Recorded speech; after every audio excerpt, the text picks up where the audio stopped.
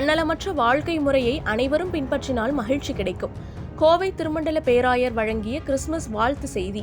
உலக மக்கள் அனைவருக்குமான கிறிஸ்துமஸ் பண்டிகையை அன்பு, ஒற்றுமை, சமதர்மம், மனிதநேயம் ஆகியவற்றை பாதுகாத்து ஒற்றுமையாக கொண்டாடுவோம் என தென்னிந்திய திருச்சபைகளின் கோவை திருமண்டல பேராயர் மறை திரு திமோத்தி ரவீந்தர் தனது கிறிஸ்துமஸ் வாழ்த்து செய்தியாக தெரிவித்துள்ளார். இயேசு கிறிஸ்து பிறந்த தினமான டிசம்பர் 25ஆம் தேதி உலகம் முழுவதும் கிறிஸ்துமஸ் பண்டிகையாக கொண்டாடப்படுகிறது.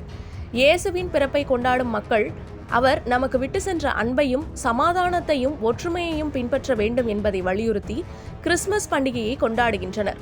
இந்நிலையில் தென்னிந்திய திருச்சபைகளின் கோவை திருமண்டல பேராயர் மறை திரு திமோத்தி ரவீந்தர் தனது கிறிஸ்துமஸ் வாழ்த்துக்களை தெரிவித்தார். அப்போது செய்தியாளர்களிடம் பேசிய அவர், இந்த ஆண்டு கிறிஸ்துமஸ் செய்தியாக 3 நாம் அனைவரும் தாழ்மையாக இருக்க வேண்டும் என்ற செய்தி கிறிஸ்து பிறப்பில் இருப்பதாக குறிப்பிட்ட அவர், அனைவரிடத்திலும் அன்பு காட்ட வேண்டும் என்றார். இரண்டாவதாக, நாம் பெறும் மகிழ்ச்சி மற்றவர்கள் அனைவரும் பெறும் வகையில் தன்னலமற்ற வாழ்க்கை முறையை அனைவரும் பின்பற்றினால் மகிழ்ச்சி கிடைக்கும் என்றார். மூன்றாவதாக, உலக மக்கள் அனைவருக்குமான கிறிஸ்துமஸ் பண்டிகையை அன்பு, ஒற்றுமை, சமதர்மம், மனிதநேயம் ஆகியவற்றை பாதுகாத்து ஒற்றுமையாக கொண்டாடுவோம் என அவர் தெரிவித்தார். இந்த சந்திப்பின் போது தென்னிந்திய திருச்சபைகளின் கோவை திருமண்டல உப தலைவர் ஆயர் டேவிட் பர்னபாஸ், செயலாளர் ஆயர் பிரின்ஸ் கால்வின், பொருளாளர் அமிர்தம் மற்றும் வழக்கறிஞர்கள் ஸ்டான்லி ராஜாசிங், விஜய் ஆனந்த், பிரவீன் விமல் ஆகியோர் உடனிருந்தனர். அனைவருக்கும் கிறிஸ்துமஸ் நல்வாழ்த்துக்கள். இந்த ஆண்டு 2024 கிறிஸ்துமஸ் செய்தி என்பது 3 காரியங்கள்.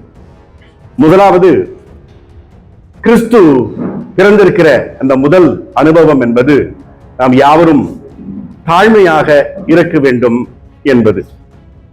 We have to be humble. நம்மை வெறுமையாக்கி கடவுளுக்கென்று நம்மை ஒப்படைக்கும் பொழுது பெரிய சந்தோஷம் நம்மிலே ஏற்படுகிறது. அதை வலியுறுத்ததான் மாட்டுத் தொழுவத்திலே இயேசு பிறந்தார்.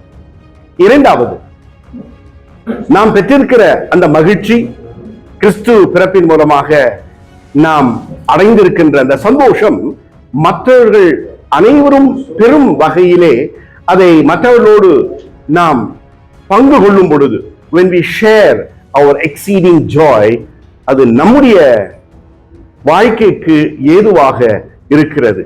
தன்னலமற்ற வாழ்க்கையை வாழ வேண்டும் என்பது இரண்டாவது கருத்து. மூன்றாவது, நாம் யாவரும் ஒற்றுமையாக வாழ வேண்டும் என்பது. இந்த கிறிஸ்துமஸ் செய்தியானது உலக மக்கள் அனைவருக்கும் ஏற்புடையதாக இந்த கிறிஸ்துமஸ் செய்தி அமைக்கப்பட்டிருக்கிறது. எப்படி மழை அனைவருக்கும் பெய்கிறதோ, வெயில் எல்லாரும் அதை அனுபவிக்கிறோமோ, அதே போல இயேசு கிறிஸ்துவுடைய அருள், ஆண்டவருடைய அருள், மகிழ்ச்சி, சந்தோஷம், ஆசீர்வாதம் அனைவருக்கும் இருக்கும்படியாக தான் இந்த செய்தி அமைக்கப்பட்டிருக்கிறது. ஒற்றுமையாக வாழ்ந்து நம்முடைய தமிழ்நாட்டிலே, நம்முடைய இந்திய நாட்டினுடைய பிரஜைகளாக, சிறந்த குடிமக்களாக கடவுள் நம்மை வாழ்த்தும்படியாகவும் நம்மை ஆசீர்வதிக்கும்படியாகவும் இந்த கிறிஸ்துமஸ் காலத்தினுடைய இந்த 3 செய்திகள் நம்முடைய வாழ்க்கையிலே ஒரு ஏற்றத்தை தர கடவுள் நம்ம எல்லாரையும், உங்கள் எல்லாரையும் வாழ்த்தி ஆசீர்வதிப்பாராக. ஆமென்.